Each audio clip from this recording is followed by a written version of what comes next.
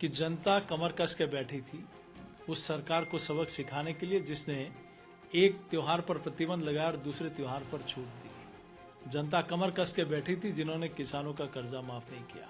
ईमानदारी से मैं कहना चाहता हूं, जिन्होंने महिलाओं की सुरक्षा नहीं कर पाए, लेकिन जले पर नमक छिड़का कि आप दुष्कर्म के 56% मामले फर्जी हैं, ये अधिकार किसने दिया?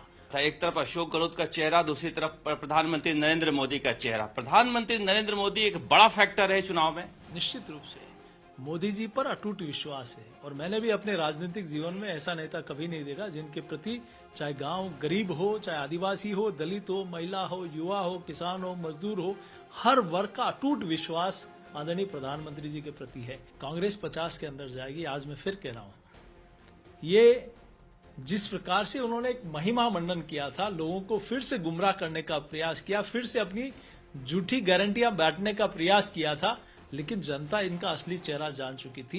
इन्होंने 2018 में भी झूठी गारंटियां दी थी, उसको पूरा नहीं कर पाए और 2023 में फिर से वही प्रयास किया।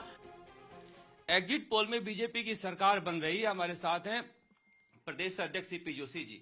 एग्जिट पोल में कम से कम सरकार बन रही है बीजेपी की, तो क्या बड़ा फैक्टर रहा? अच्छे बहुमत से बन रही है। ये 3 तारीख को भी आप लोग बात करेंगे और मैं इस विश्वास के साथ इसलिए कह रहा हूं कि जनता कमर कस के बैठी थी उस सरकार को सबक सिखाने के लिए जिसने एक त्योहार पर प्रतिबंध लगाया और दूसरे त्योहार पर छूट दी। जनता कमर कस के बैठी थी जिन्होंने किसानों का कर्जा माफ नहीं किया। ईमानदारी से मैं कहना चाहता हूं, जिन्होंने महिलाओं की सुरक्षा नहीं कर पाए, लेकिन जले पर नमक छिड़का कि आप दुष्कर्म के 56% मामले फर्जी हैं, ये अधिकार किसने दिया? आपको जनता ने दिया कि आप महिलाओं की सुरक्षा करो, युवाओं को साथ न्याय करो, किसानों की समृद्धि के लिए काम करो और प्रदेश की उन्नति और प्रगति के लिए काम करो। उल्टा आपने 5 वर्ष में सिर्फ और सिर्फ भ्रष्टाचार करने के अलावा कोई काम नहीं किया, कुर्सी बचाने के अलावा कोई काम नहीं किया। तो जनता ने आपका असली चेहरा देख लिया कि पेपर लीक में, सारे इस षड्यंत्र में, इस पूरे भ्रष्टाचार में आप मुख्य सूत्रधार हो।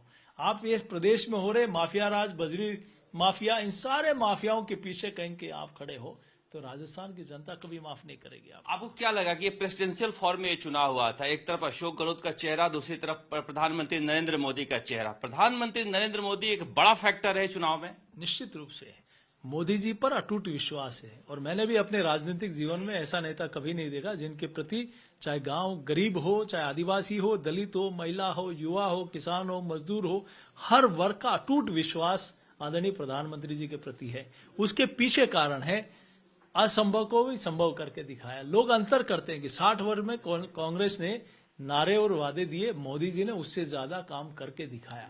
चाहे गरीब का मकान हो, चाहे शौचालय हो, चाहे उज्ज्वला का कनेक्शन हो, चाहे बिजली का कनेक्शन हो, चाहे सुकन्या समृद्धि योजना हो, चाहे आयुष्मान कार्ड हो। ये पहली बार लोगों ने देखा कि आखिर 60 वर्ष में हमने नारे देखे और इस व्यक्ति ने गरीब के दर्द को समझा और 9.5 वर्ष में उससे ज्यादा काम करके दिखाया।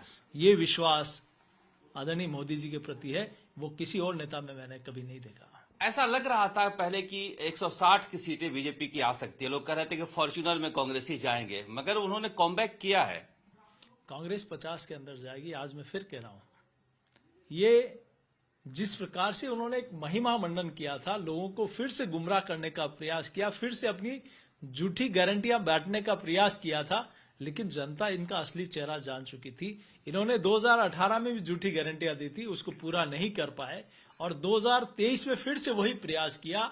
उन्होंने खूब अखबार के माध्यम से, होर्डिंग्स के माध्यम से जनता को, गांव के लोगों को, गरीब को, महिलाओं को प्रभावित करने का प्रयास किया, लेकिन फिर आचार संहिता लगते ही जैसे ही इनके होर्डिंग गिरे, इनकी सरकार का गिरना भी शुरुआत हो गई। कांग्रेस अभी से कहना शुरू कर दी है कि बीजेपी अगर जीत रही है तो ध्रुवीकरण की वजह से, धर्म के आधार पर बांट डाला। धर्म के आधार पर आप काम करते हैं।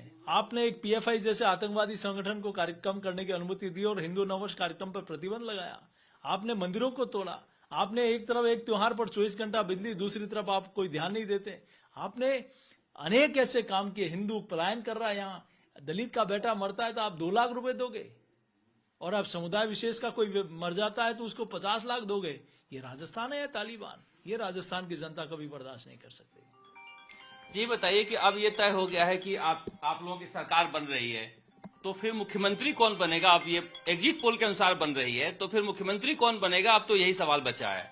देखिए, हमारे पार्लियामेंट्री बोर्ड तय करेगा और मैं सोचता हूं कि ये निर्णय बहुत पहले, आज गुजरात का चुनाव हो, मध्य प्रदेश का चुनाव हो, छत्तीसगढ़ का चुनाव हो, चाहे हिमाचल हो, चाहे कर्नाटक हो, किसी प्रदेश में कोई चेहरे के आधार पर चुनाव नहीं हुए। आदरणीय भारतीय जनता पार्टी के आधार पर, कमल के निशान के आधार पर चुनाव है, और मैं सोचता हूं कि पार्लियामेंट्री बोर्ड जो भी निर्णय करेगा वो प्रदेश के हित में करेगा। कहा जा रहा है सीपी जोशी डार्क हॉर्स हो सकते हैं। मैं एक साधारण कार्यकर्ता हूं, मैं तो बहुत पार्टी का आभार व्यक्त करता हूं। मेरे जैसे साधारण कार्यकर्ता को पार्टी ने इतनी बड़ी जिम्मेदारी दी, और मैंने ईश्वर की कृपा से ईमानदारी से इस दायित्व का निर्वहन करने का प्रयास किया। और मेरे मन में तो खुशी तब होगी जब 2023 में पार्टी जिसको भी मुख्यमंत्री बनाएगी उसके गले में पहली माला मैं पहनाऊं। इससे ज्यादा बड़ी खुशी मेरे लिए और कुछ नहीं हो सकती।